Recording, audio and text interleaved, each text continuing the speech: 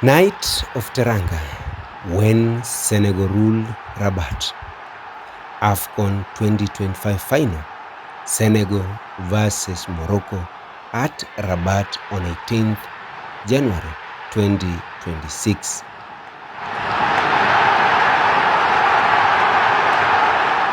On the 18th night of Africa's football calendar, Rabat did not sleep. The Atlantic breeze carried songs, prayers, and expectations.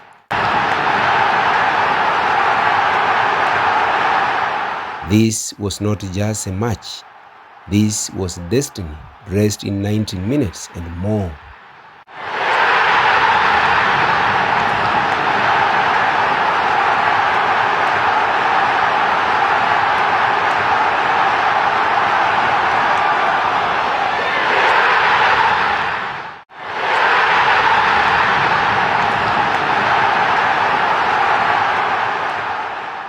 The Prince Moulay Abdellah Stadium, home of dreams, home of pressure, and home of pride, stood ready.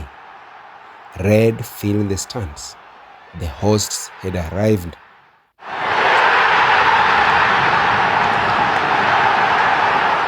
Morocco, the Atlas Lions, symbols of strength, heirs of the Barbary lions that once ruled the mountains.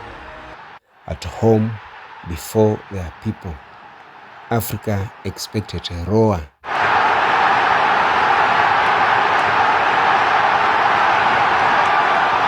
But across the tunnel waited another pride, quiet, grounded, unshaken. Senegal, the Lions of Teranga.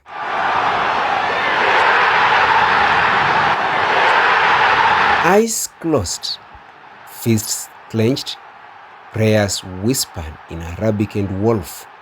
The referee's whistle sliced through the night. The final was alive. Morocco came with speed and flair, urged forward by a nation. Senegal answered with discipline, muscle, and patience. This was chess played at sprinting speed.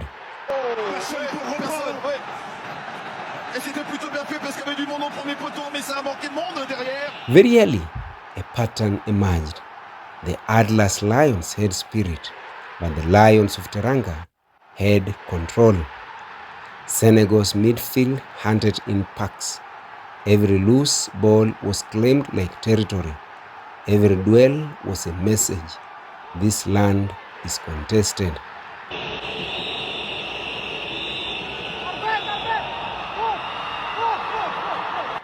Morocco tried to soar, but their wings were clipped. What once looked like a mountain of strength slowly shrank to the size of a house cat. But Senegal stood tall.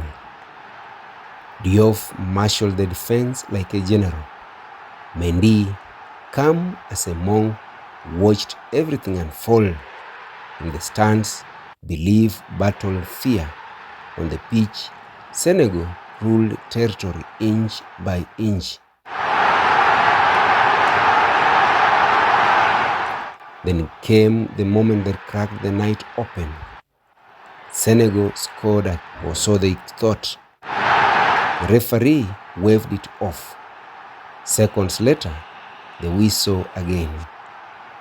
Penalty to Morocco. Chaos erupted. Senegalese players protested. Some walked away. The bench exploded. The stadium shook. Far away in a spirited house of formation, laughter and disbelief mixed with prophecy.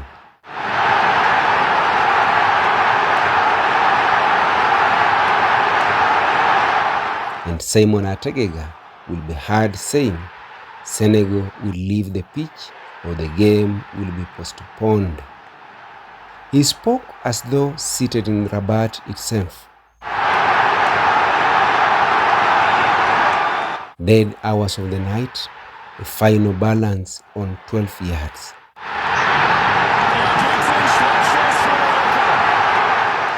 Diaz.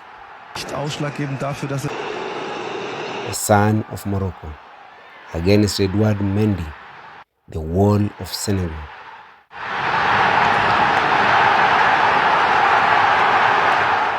Brahim Diaz, earlier fouled, had already wasted his chance, shooting straight at destiny's hands. Now everything rested here. Morocco's moment evaporated. Heads dropped, hands covered faces, hope cracked.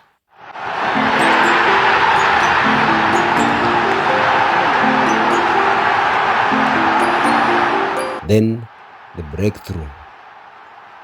A single goal, clean, fair, inevitable. Senegal struck and Rabat fell silent.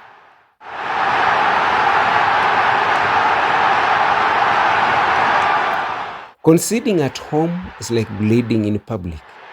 Morocco pushed forward, heart over head, speed over shape. Ist der Kontakt am Hals nicht ausschlaggebend dafür, dass so Football punishes hesitation. Football rewards belief. 94 minutes gone. Then a tall figure surged forward. Pape Gueye, a man carrying the souls of millions, a heartbeat for an entire nation.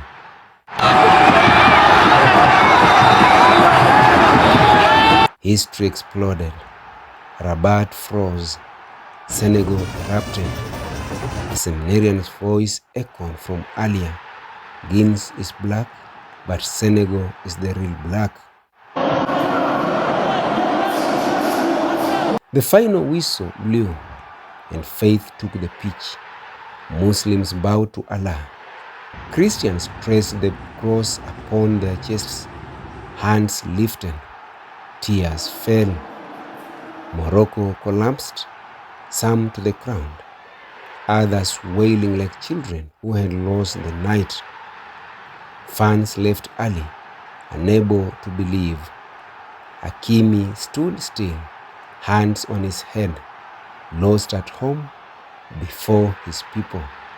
Senegal sang in French. Morocco cried in Arabic. No translation was needed. Pape Gueye, man of the match. Mendy, guardian of destiny. Idris Gana, third captain behind Mane and Koulibaly, lifted the crown. Mane, the roaring heart, had driven belief from the dressing room to the pitch. Home advantage meant nothing. Unity meant everything.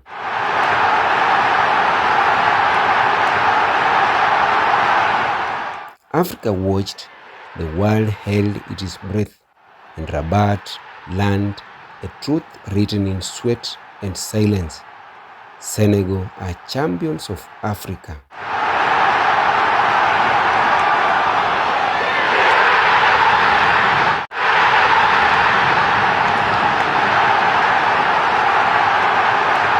On the 18th night in Rabat, the Atlas stood still, and Teranga ruled forever.